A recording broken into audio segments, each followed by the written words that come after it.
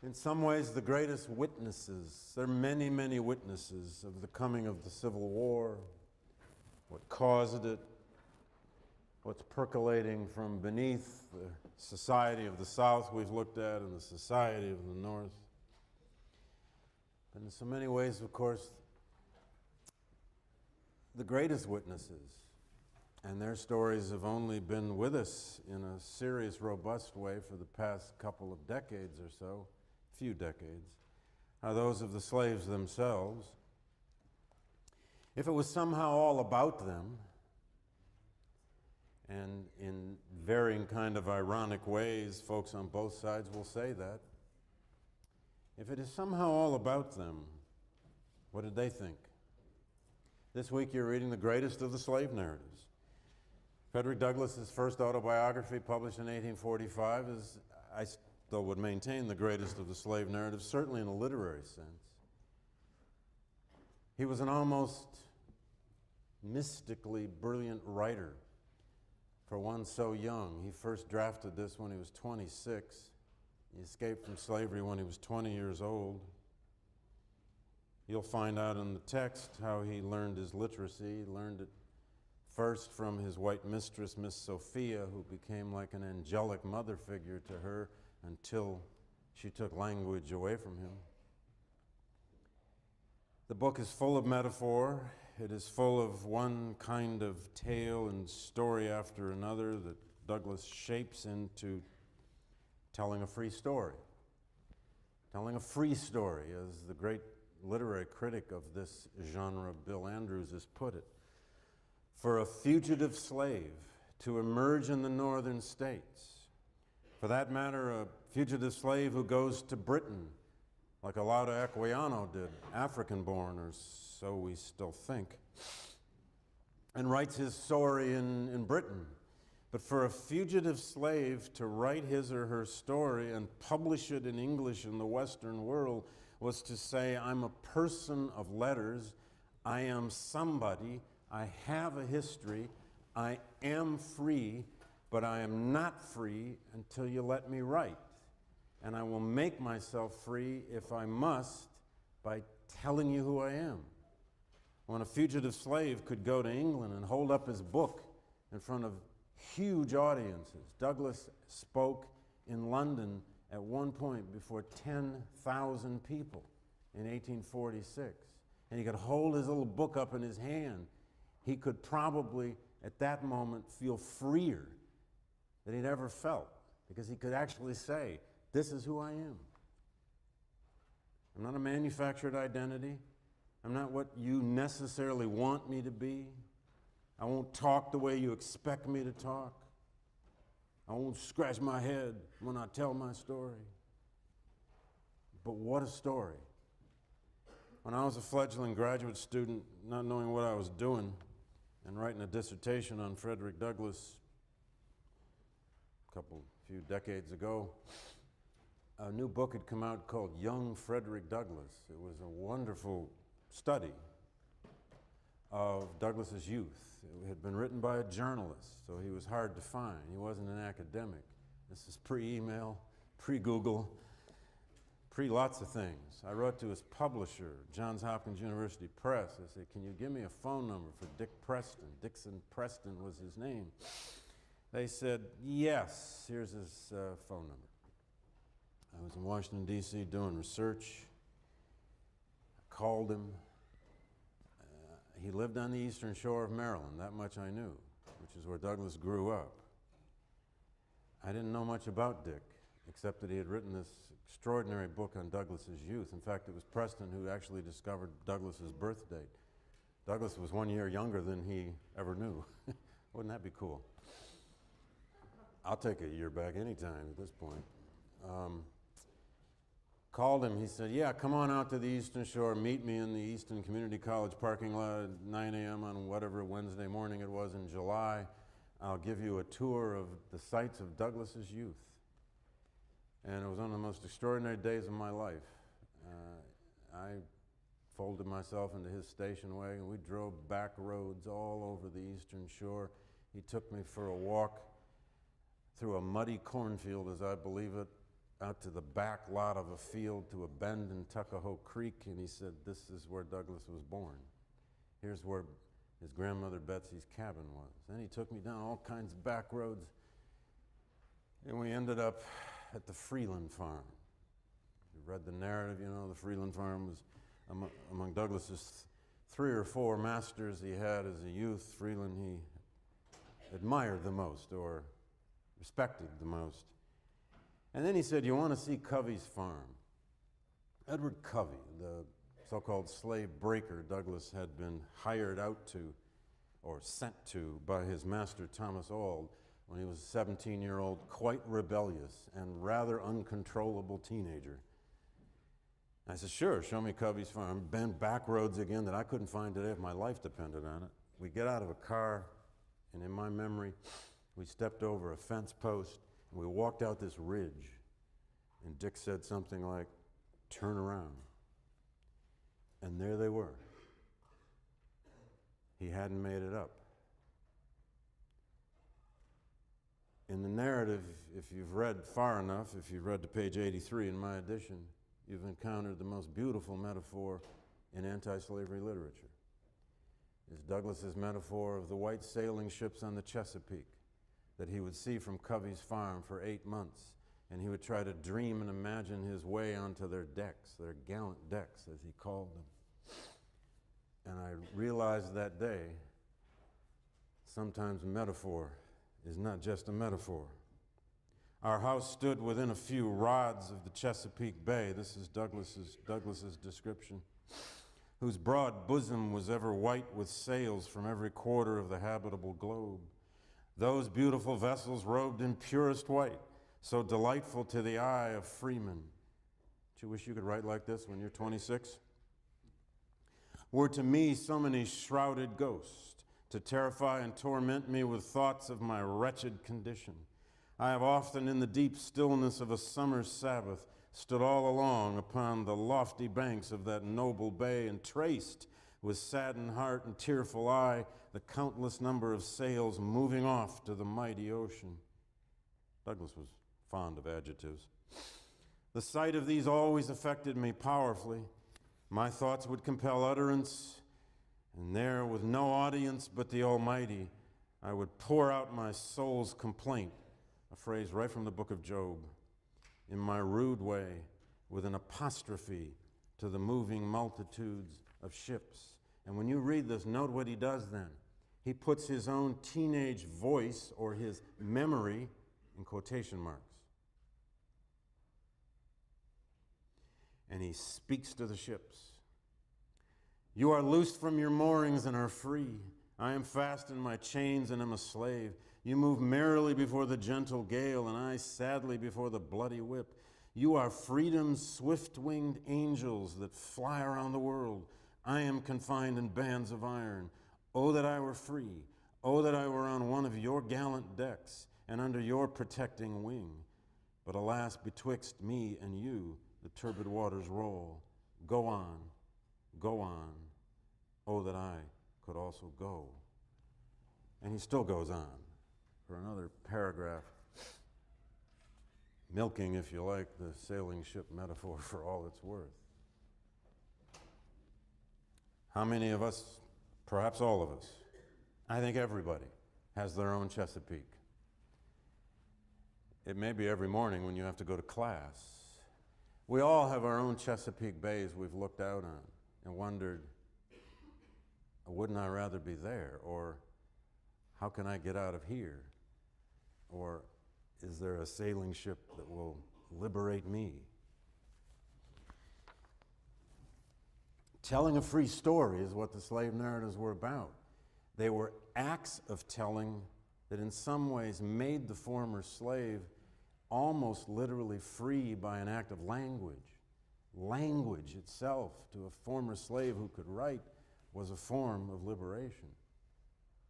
We tend to take it for granted today, these books, language. Okay, abolitionism, its roots, reformers, the barriers they faced. I'm going to run through this with some speed, and then the stages in the development of an anti-slavery impulse, let's call it that to begin with. It begins with this idea of colonization, colonizing African American freed people or former slaves outside the United States, an idea that never lost its kind of beguiling hold in the American imagination, even well after the Civil War, ironically. And then on to a more radicalized form of anti-slavery thinking and action, exemplified especially by William Lloyd Garrison, but by a host of other black and white abolitionists. And I want to work you at least to the story in Myth and Reality of the Underground Railroad, since it is so much a part of our imagination of this story, and it would at least, I hope, take us to the point of understanding why that Fugitive Slave Act that we'll hear about on Thursday and into next week, that federal Fugitive Slave Act passed in 1850, in the Compromise of 1850 that flowed out of the Mexican War, why that Fugitive Slave Act was so pertinent, so divisive, so significant in the kinds of ways Americans were beginning to divide over the future of free labor and slave labor, whatever they may have thought about African Americans as their neighbors. But permit me to use Emerson again, at least briefly. This idea of reform, I mentioned last time that, we sort of ended there, that in American history we've had at least 4 major reform eras or waves of reform. And certainly this is the first. In antebellum America, from the 1820s through the 1850s, all kinds of reform ferment came to the surface. Sometimes that was against flogging in the Navy. Sometimes it was in utopian experiments in communities. Sometimes that was in women's rights. Sometimes that was in temperance, which was by far, that is the anti-alcohol, anti-booze, anti-demon rum movement. Temperance was by far the most widespread American reform movement in pre-Civil War times. It was probably the only major reform movement that got a hold in the South. Personal reform of some sort was something that Southern society we looked at, a slave society, a very hierarchical society, certain kinds of personal reform that dealt with personal piety and behavior could take hold in the South. Broader social reforms that would challenge the social order, not so much. But listen to Emerson in his essay called Man the Reformer, and think about our own times. What is man born for, said Emerson? What is a man born for but to be a reformer? Now, he may be right or wrong about this. You can decide.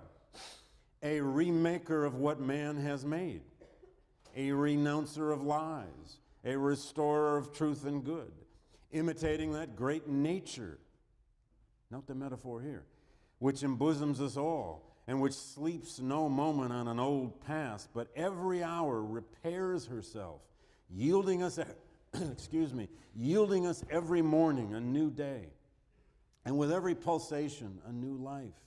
Let him renounce everything which is not true to him and put all his practices back on their first thoughts and do nothing for which he has not the whole world for his reason.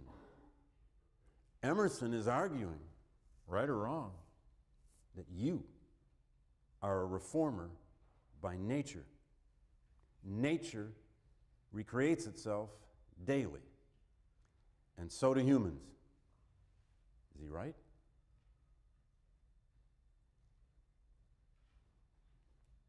Call home tonight to your parents and say, you're a senior.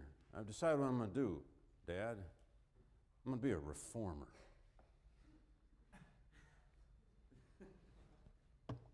If I were your parent, I'd say, of what?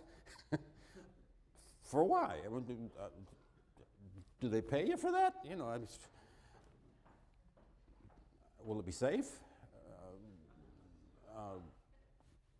Who you been talking to? A what? I'm going to be a reformer. This was an age, though, by the 1830s, for a small group. And rest assured, abolitionists in particular were never a large group. They probably were never, excuse me, I was in Montana on the weekend giving lectures, and the mountains were gorgeous, but it was cold. Anyway, abolitionists were never, even at their peak of organizational action, were never more than probably at most 15% of the population of the northern states. Now, in some communities, they might be larger. Upstate New York, parts of Massachusetts and Connecticut or New Hampshire, always a small group. But like most vociferous and eventually highly organized, operating by the printing press, reform groups, their significance is much greater than their numbers. Now, what were they up against? Real quickly, let me run through these. I may have begun here last time and had to stop. The American abolitionists, or anybody concerned about slavery, let's just take the slavery question, has to deal by the 1820s now with the new generations being born who did not experience the revolution. And they are inheriting now this great experience of their parents, the American Revolution. But that revolution had at least a twofold legacy. On the one hand, it was an event that really ushered those great Enlightenment ideas into the world that an anti-slavery impulse in America is going to draw upon constantly. Black and white abolitionists, they're all going to do it.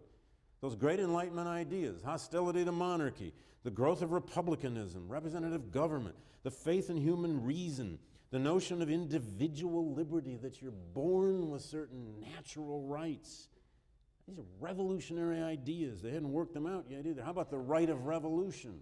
One of Jefferson's 4 first principles. The doctrine of consent, popular sovereignty.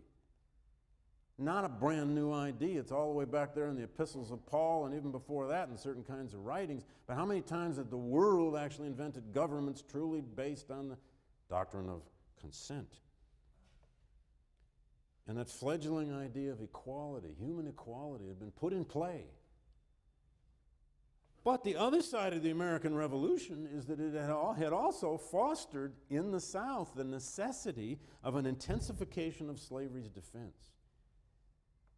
In many ways, the success of the American Revolution and putting slavery on the run in the northern states, where it was gradually abolished in every northern, immediately abolished in a few, but gradually abolished in most of the northern states by the 1820s, the South now had to have answers. It had to have justifications. And we went through a lot of those defenses and justifications the other day. This was what Edmund Morgan, the great colonial revolution historian here at Yale for years, argued so brilliantly over and over. It was the American paradox, this great American contradiction. Largest slave system in the world being built by one of its first functioning, thriving republics.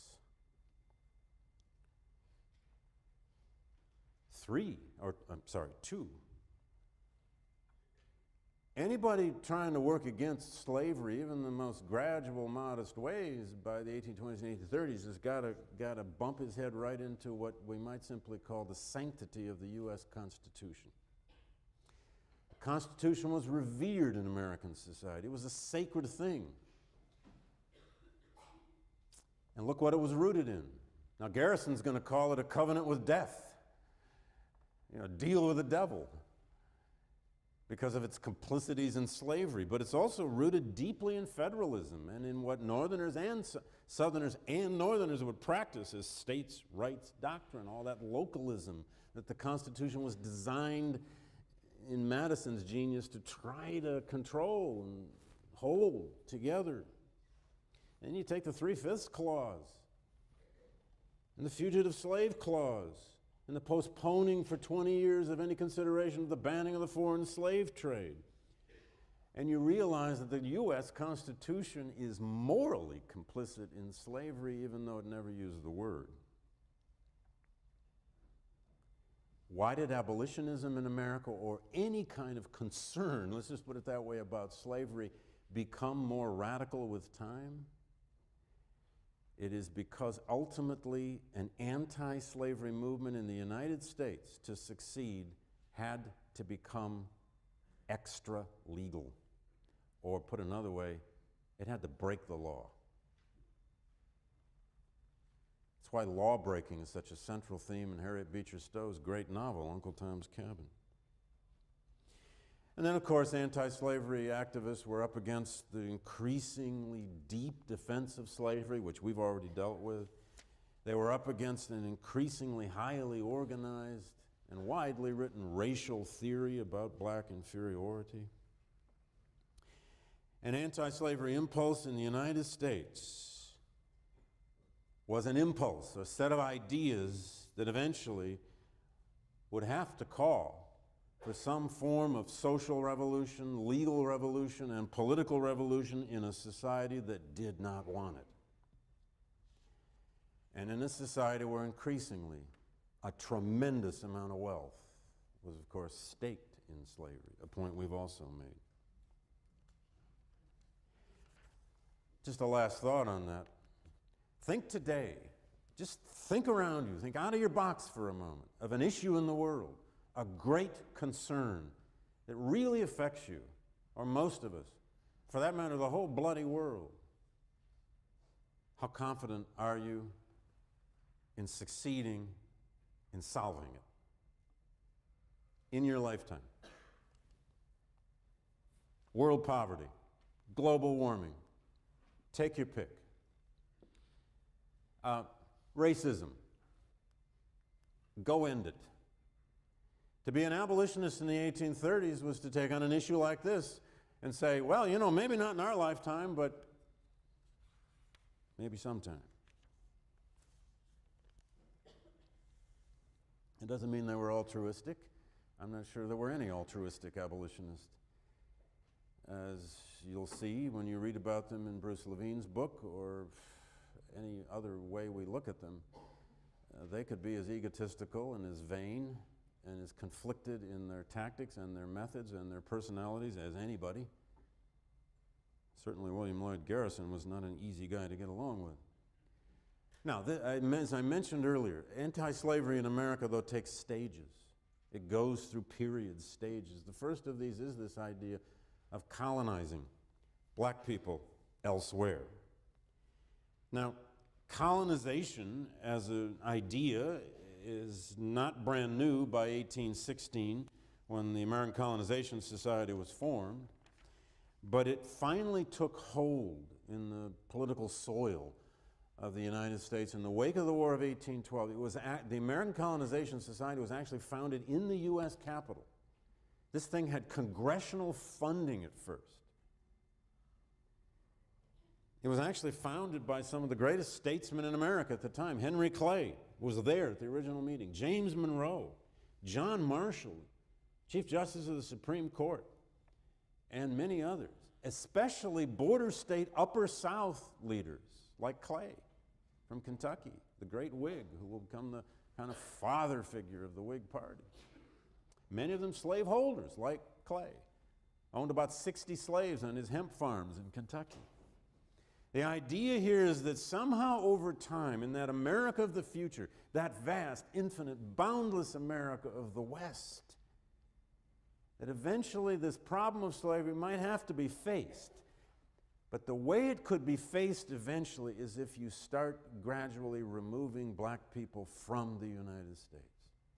And you do it first with volunteer freed people, free blacks.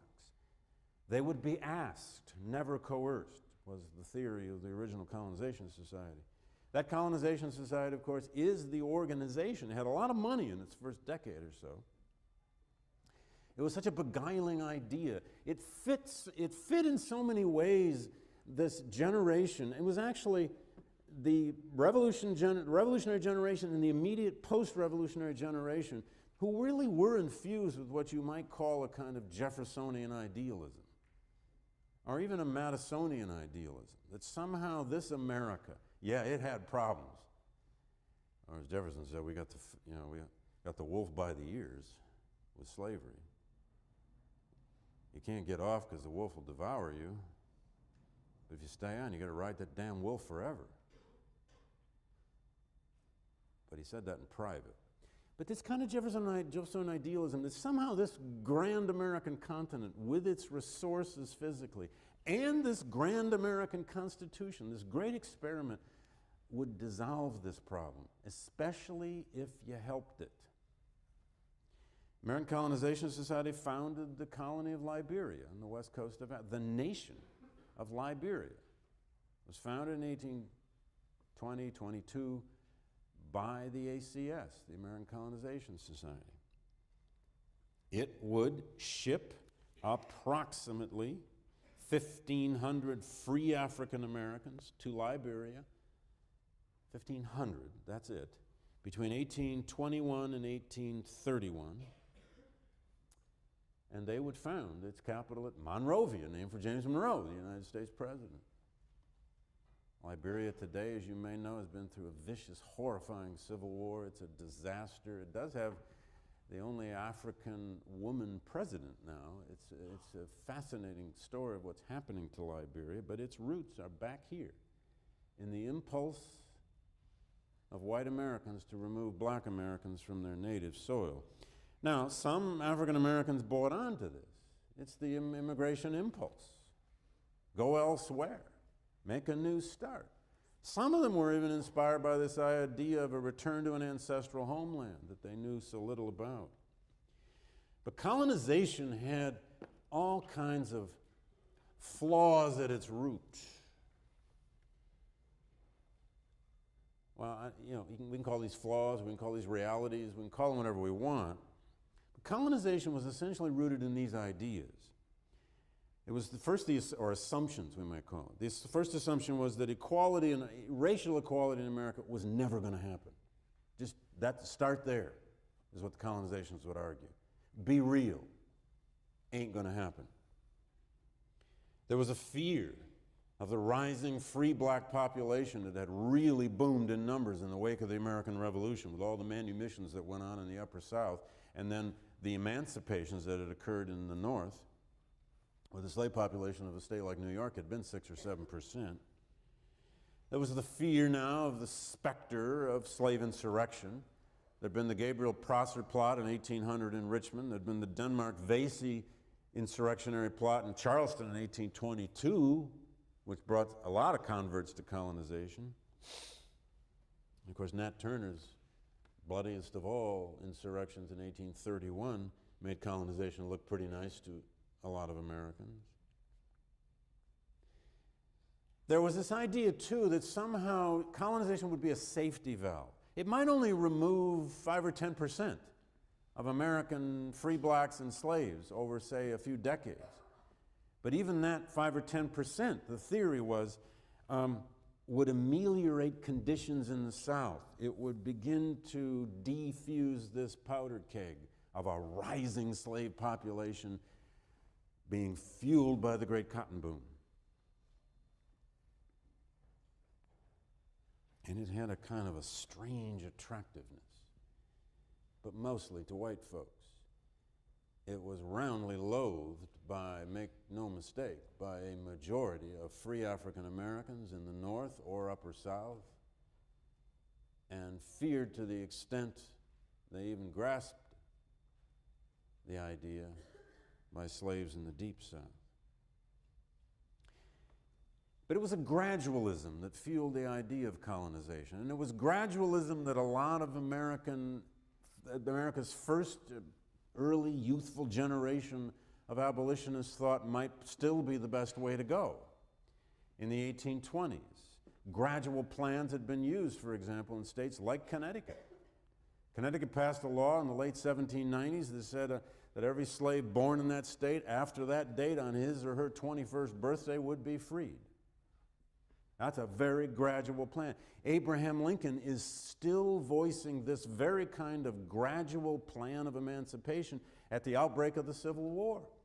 He's still gonna suggest it to the states of Kentucky And Delaware, when he calls them in and asks those states in 1862 to consider emancipation on a gradual plan. And he would even compensate the slaveholders, $600 a slave, or I forget exactly what the figure was. And gradualism, many people have argued, is a kind of the American way. A long-term plan, cushion the change. But several things began to happen, especially in the 1820s and into the 1830s, that radicalized anti-slavery thinkers in the United States. And this is indeed the roots, if you like, of a more radical abolitionism, the roots of what came to be known among the Garrisonians as immediatism. And those roots are these. Let me give you four. I wrote an essay. The first essay I ever published in graduate school was on this subject. And you never quite forget your argument of your first essay, even if it wasn't very good. But what began to radicalize American anti-slavery activists? First, it was evangelical Christianity. Some of their radicalism they took from their faith. They took from the so-called Second Great Awakening. They took from this idea that somehow it was their duty, it was their place in the world. Many of them were the sons and daughters of ministers, to save souls. And if you'd been inspired by Charles Grandison Finney out in Oberlin, Ohio, or as Theodore Weld had, or a number of other ministers across the North, that it was your duty to go save souls, it was only one step further, and Finney told them that, to save society as well. And if conversion to Christ, or conversion to faith, conversion to salvation can happen immediately in a person, why not a whole society? If you can revolutionize a single soul, why can't you revolutionize 100, 100,000, 1,000,000?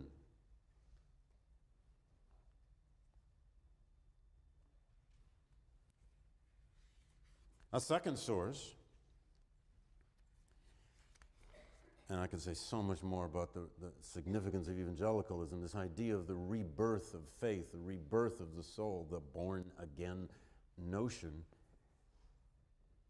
In this era, at least, we're living in a different kind of era of evangelicalism in the United States, although some evangelicals are indeed reformers. They tend to be seen today largely as political conservatives, social conservatives. Some of the evangelicalism of the 1820s in America in the 1830s became a much more radical kind of evangelicalism in terms of the social changes that they were advocating. Having said all of that, that same evangelical Christian who becomes an abolitionist may indeed have been a virulent temperance advocate and saw demon rum as big a demon as demon slaveholder. Second cause of this roots of radicalism is what we might call perceptions of Southern intransigence or perceptions of Southern truculence. In the 1820s, a lot of these early young, they're youthful, they're only in their 20s, anti-slavery advocates are, some of them are, even William Lloyd Garrison flirted with colonization at first when he was about 23, 24 years old. They were gradualists at first until they began to realize how deeply committed the South actually was to slavery. And that leaving it to them, leaving it to their own resources was never going to solve anything. An early abolitionist in 1818, George Bourne said, quote, "When Southerners are challenged on the slavery question, they, quote, are choked, for they have a Negro stuck fast in their throats." The more and more that early abolitionists began to realize just how deeply committed the South was morally, biblically, socially, philosophically, to sustaining this slave society, the more they began to realize that if they were serious about this, they had to have much more radical strategies. The young William Lloyd Garrison started by 1829 to use metaphors in his writings of cement and icebergs that would only melt with decades and decades to characterize what he perceived now as this deep kind of Southern intransigence. A third root of American radical anti-slavery, though, was the British influence. Make no mistake, I won't go into any detail here because time doesn't permit, but these early American abolitionists were deeply influenced by the now decades-old, 2 or 3 decades-old anti-slavery crusade in England, which had first been, of course, a crusade against the slave trade, succeeding in that great act of Parliament in 1807, which was just celebrated last year, is still being celebrated in Britain as we speak, everywhere. And then ultimately, the movement in England against slavery itself, and the British Empire, of course, will free its slaves by act of Parliament in 1833. And thirdly, I would argue that immediatism or a radicalization of anti-slavery also stems from events. I think, very often historians are asked, so what was the most pivotal thing, or what's the principal cause of, or what do you expect to You're always asked to predict, which is the worst thing you can ask any historian, because the historian will then say, oh, historians never predict, and then they'll go on and do it. But I don't know if I'm old enough to have any wisdom or conclusions about any of this yet, but frankly, sometimes people simply react to events that you cannot predict. And there were events in the teens and 1820s and by the 1830s that did indeed have a direct impact on this growth of a more radical anti-slavery. Denmark-Vesey's insurrection, aborted insurrection in Charleston, 1822, and the 28 or 30 people who were executed in its wake made huge national news. The Negro Seamen's Act, passed in South Carolina in 1822, that said that any ship that came into Charleston Harbor in South Carolina, if it had black sailors, those black sailors would be jailed in Charleston while the ship was in harbor. No white sailors would be jailed. There was a thing called the Ohio Resolutions, passed in 1824. Imagine this, the legislature of the state of Ohio passed a resolution suggesting that a gradual plan of emancipation be put in place over 25 years, over 2 generations, whatever plan they might want to enact. And they sent this suggestion, the so-called Ohio Resolution, to all the southern state legislatures, thinking they were going to open a dialogue. There was no dialogue. And in effect, Ohio was told where they could put their resolution. They got letters from a few southern governors that said, in no uncertain terms, mind your own bloody business. This is our society, this is our system, we'll do with it as we please. That massive growth of the domestic slave trade that I already talked about. Nearly 150,000 slaves moving from east to west in the decade of the 1820s alone. And then it's going to double and triple in the next decades. Northerners become aware of this. And Nat Turner's insurrection in the fall of 1831, without a question, had a radicalizing effect on people like Garrison. Now, who was William Lloyd Garrison? I want to touch on him just at least briefly. Well, I want to get us to this story of the Underground Railroad, although if I save the Underground Railroad for Thursday, it still fits because it's right there with the Fugitive Slave Act, so don't worry if I don't quite get there. Garrison was by no means the whole abolition movement, by any means. He did found and edited and published the longest-lasting anti-slavery newspaper of all. First published it on January 1st, 1831 in Boston, called The Liberator, and he would publish it for the next 35 years. He would cease publishing it in December 1865. About 9 months after the end of the Civil War, he ceased publication of The Liberator in the week after the ratification of the 13th Amendment. His life is complicated, complex. He was one complex character. But he is the real thing, a professional, radical reformer. He was born in utter poverty in Newburyport, Massachusetts. His father went to sea and abandoned him as a child. His mother tried to raise he and his equally ne'er-do-well older brother on next to nothing. At one point, she apprenticed him out because she couldn't feed him. And he was apprenticed out at the age of 12 to a printer. And he learned how to make a printing press work. And for the rest of his life, he set his own print every week he could if he was in town in Boston on the Liberator. And he prided himself at being faster at setting print than anybody he ever hired. He did start as a kind of a gradualist. He went down to Baltimore, Maryland. Here I go, I'm going to talk too much about Garrison, but that's the way it goes. He went down to Baltimore and he worked with an anti-slavery paper there called The Genius of Universal Liberty, published by a guy named Benjamin Lundy. In Baltimore, a slave state. There was a young slave growing up there named Frederick Bailey, but they didn't meet yet. Garrison got thrown in jail, which for him was his Birmingham jail. If you remember Martin Luther King's letter from a Birmingham jail. He got thrown in jail for slandering a slave ship captain, whom he accused of murder. Guy sued him. He was convicted. He spent about 9 months in jail, which for Garrison was pride. It was also the first time he met and talked at great length with other blacks who were in jail with him. By the time he got out and came back north and finally got the chance after 2 other aborted or failed attempts to create a newspaper, he finally got his chance and a little bit of money. He founded this paper called The Liberator, a paper he would publish without missing an issue and write something for every issue for 35 years.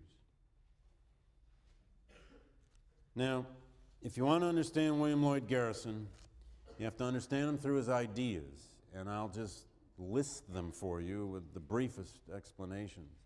But it is here where you see now the fruition by the 1830s of an immediatist abolitionism, a radicalizing form of anti-slavery, which, by the way, will develop a following in various forms among free blacks in particular in the North. But it will also, of course, begin to garner widespread enemies. Widespread enemies. Garrison and his ilk will come to be seen as very dangerous people, these reformers. But if you can remember these 6 ideas of William Lloyd Garrison's, or do I have 7? It's 7, sorry. You can have a handle on what immediatism and radical anti-slavery became in Garrison's hands. Now, as soon as you get a leader who goes out and pushes an idea, right? It pushes an agenda, pushes a set of moral principles by which this movement should be run, of course, he's immediately begun to develop an opposition within his own movement.